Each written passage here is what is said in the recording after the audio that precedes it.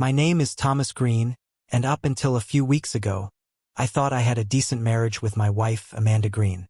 Sure, our relationship wasn't perfect. Whose is? But I never expected it to transform into the emotional roller coaster that it has become.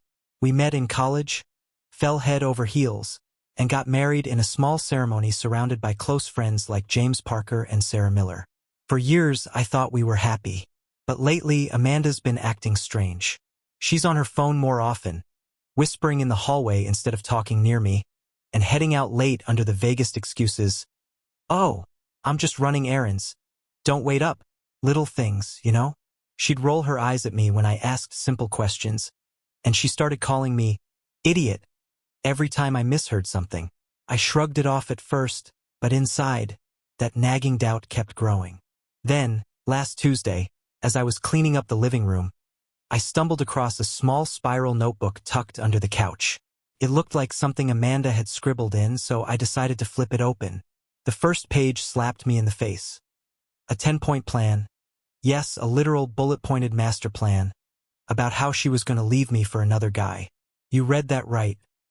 Amanda was mapping out every step of betraying me and sneaking off with someone else. I stared at those lines, my heart pounding so hard. I swore she could hear it in the next room. I felt my whole world tilt. I wanted to look away, but I couldn't. I skimmed the rest until I had enough. Then, in a flurry of anger, I tore out the page and boiled it down to a single vicious paragraph. My version of forcing reality to make sense, I guess. It read like a twisted to-do list. Point 1. Start ignoring Thomas. Point 2. Undermine his confidence. It went on and on.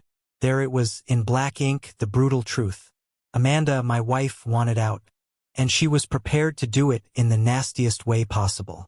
From the corner of my eye, I noticed something else jotted in the margins. A name. Nathan Shepard. I recognized it. That was the smug creep from her high school reunion we attended last year. I never liked him, and apparently my instincts were right. The man I suspected was the same man she was writing about in her Sinister plan.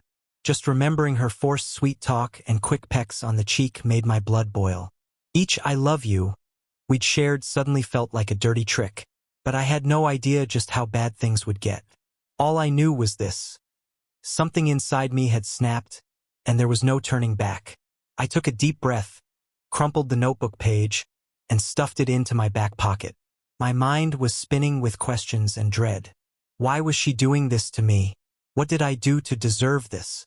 My whole body was shaking, and the scariest part was, I couldn't decide if I wanted to cry or yell. Maybe both. That's where it began. The moment I realized the woman I married could be so downright heartless, so ready to rip my life apart and walk away with a sneer. I should have seen it coming, I guess. Amanda had been sassy before, but now she was something else entirely. Cunning, cold, and itching to cut me loose like a worn-out shoe. And so, with my mind in a cyclone of confusion, I stood there, staring at that torn piece of paper, and swore I'd find a way to handle this, on my own terms.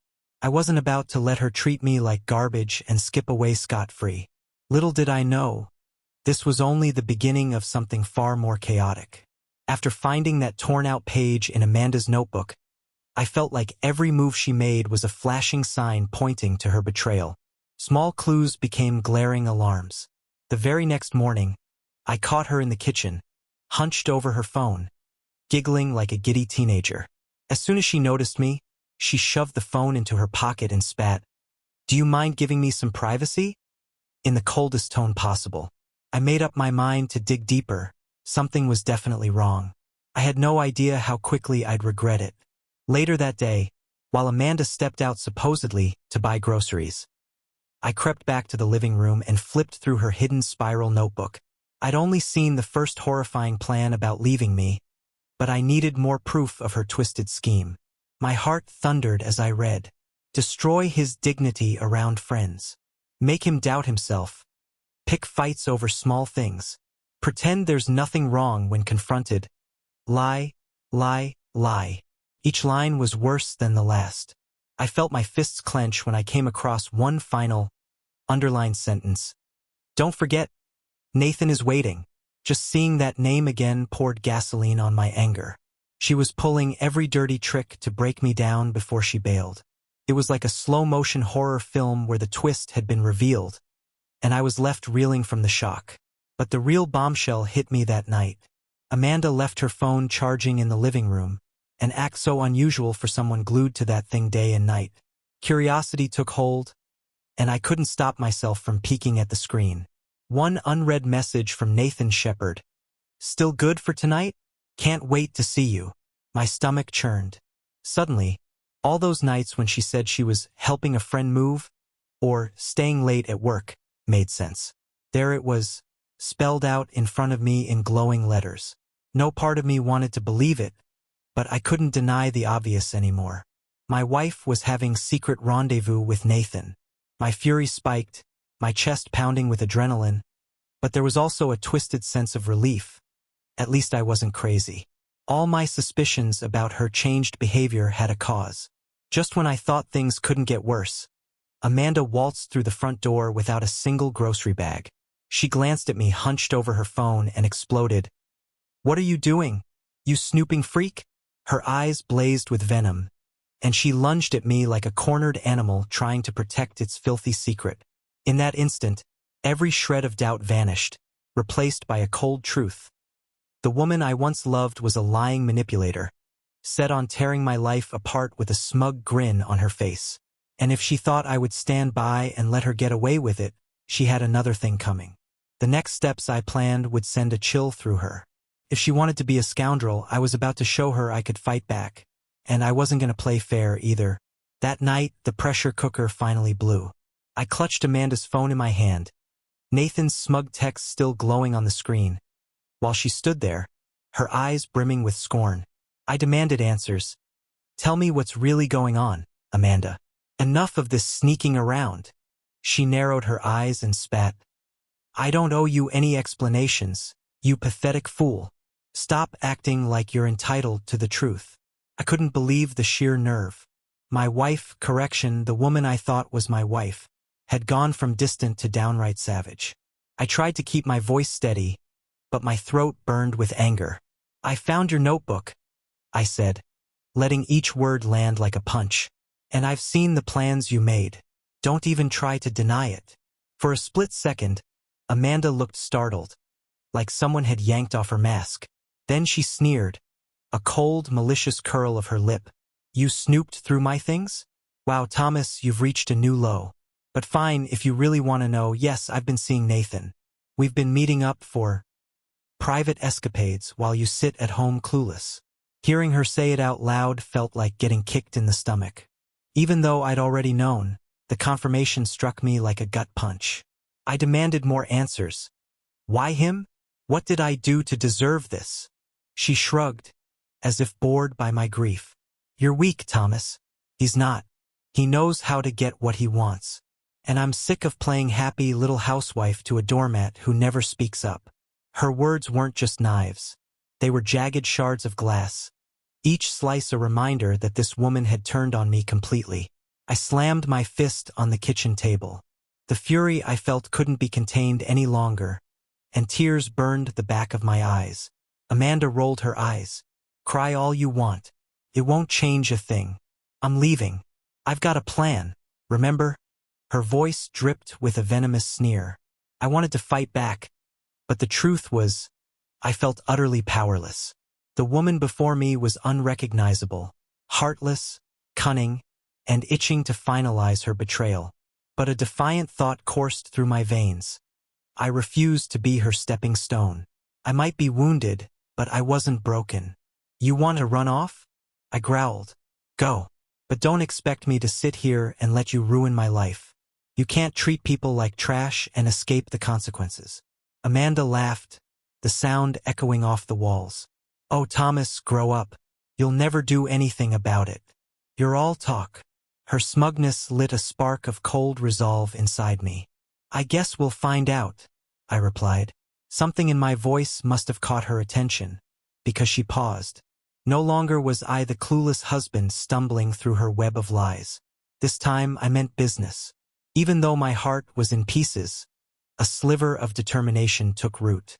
If she believed I was a weakling, she was about to see another side of me.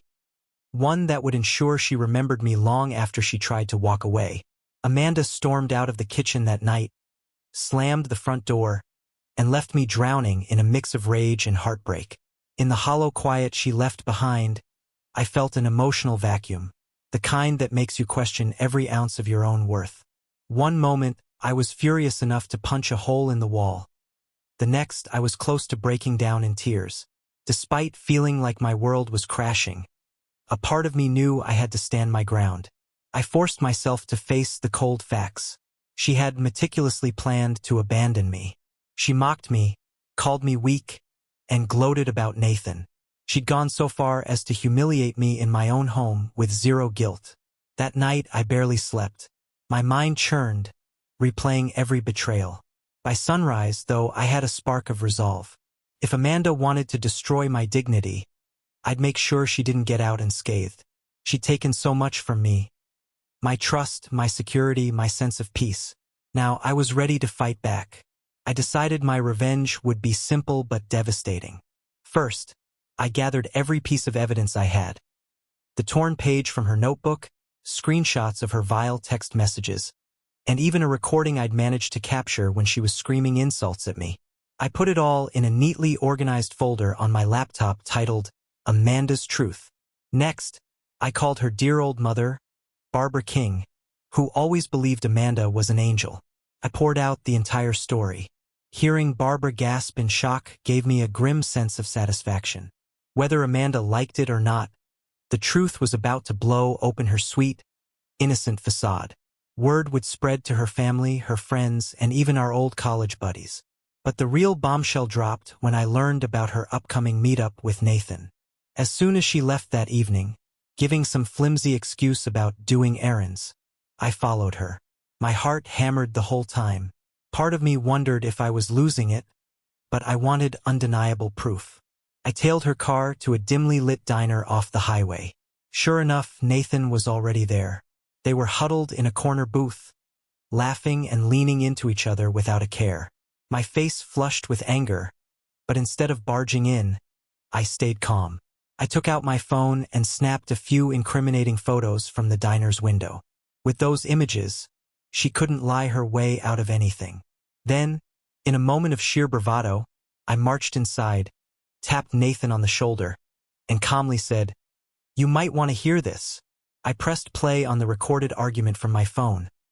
Amanda cursing at me, calling me spineless, gloating about her betrayal. The look on Nathan's face was priceless: shock, confusion, and maybe a hint of guilt. Amanda's eyes practically bulged from their sockets, and she screeched at me to leave. But I just stood there, letting her own words condemn her. It was a small slice of payback, served right under the flickering diner lights. It didn't fix the hole she tore in my life, but at least it felt like some sort of justice. If she wanted to make me feel worthless, she'd just discovered I wasn't backing down.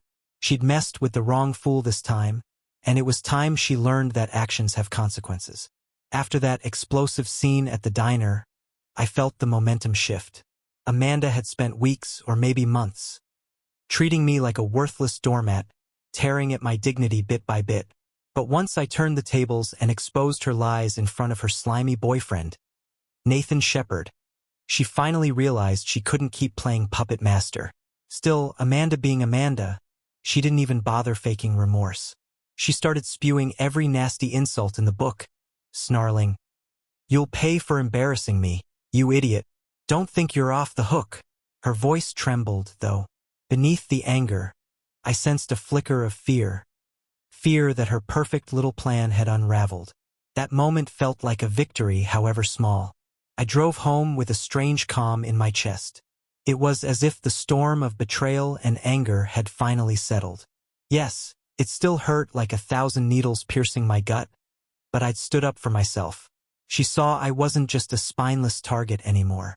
Something told me there was no going back to normal, but I had the upper hand, or at least a foothold in reality. Decisions, decisions. I spent the next day in a daze, thinking about my next steps. Part of me wanted to cling to the idea of fixing our marriage, hoping against hope that the Amanda I loved was still in there somewhere. But the logical side of my brain kept reminding me of that 10-point plan. Her blueprint for stomping me into the ground while she skipped off with Nathan. How could I ever trust her again? In the end, I decided on divorce. It wasn't easy to accept, but staying married to such a ruthless, two-faced scoundrel was like drinking poison day after day. I called my friend James Parker, a lawyer by profession, and told him everything. He agreed to help me file the papers. Of course, Amanda flew into a rage when she got served. She screeched and called me every name under the sun. Coward, spy, lowlife. But I tuned it out. Her words no longer held the same power.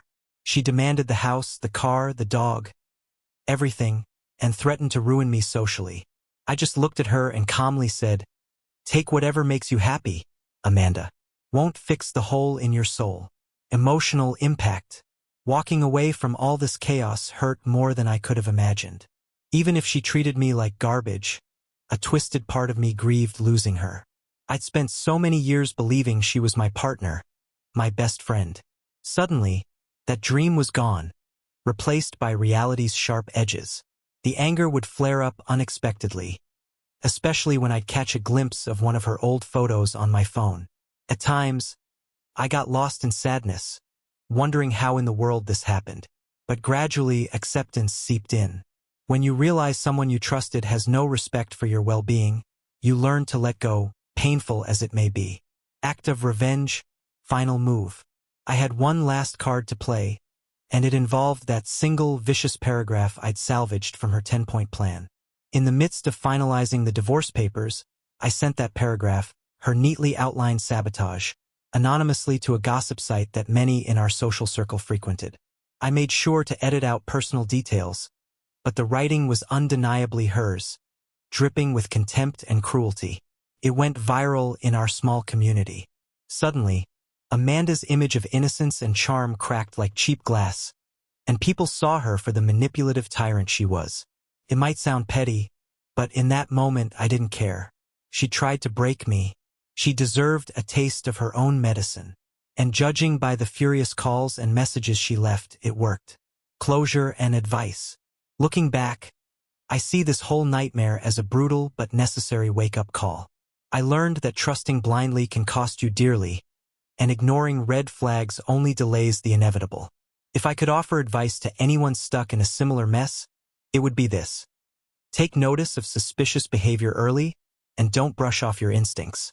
Love should never turn you into a doormat. Stand up for yourself, respect your own dignity, and if it comes to war, do what needs to be done, but keep your self-respect intact. Yes, I lost a marriage. Yes, I got dragged through one of the ugliest betrayals imaginable. But in choosing to fight back, I kept my spirit from breaking. No matter how venomous someone else becomes, you owe it to yourself to protect your peace of mind. And if they push you too far, don't be afraid to walk away. In the end, that was my victory. Freeing myself from a life of constant disrespect and stepping into a future where I have the chance to heal. Wherever Amanda and her new partner end up, it's no longer my concern. My journey now is about rebuilding, becoming stronger, wiser, and hopefully happier than ever before.